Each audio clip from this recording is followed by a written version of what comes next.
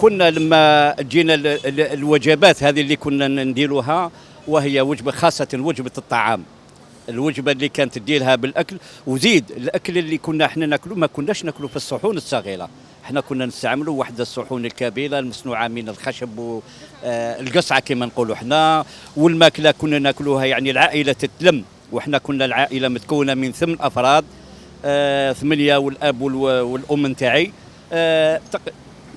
والله الحمد لله يعني كنا صح برغم الامور بسيطه والحياه كانت بسيطه، كنا نتجمعوا على هذاك القصعه هذيك. والله غير سيدتي الفاضله اخر ما كليت فيها الوجبه اللي هي تاع بالسكره الدباره، وانا مانيش متعود عليها، ولكن سيدتي الفاضله كليتها وحسيت كانه حسيت بوحد الالم فيها، لانها هذه الوجبه هي حاره كثير يعني، ولكن وما نظنش يعني تجي المره اللي عاود نكررها، ما احنا والفنا.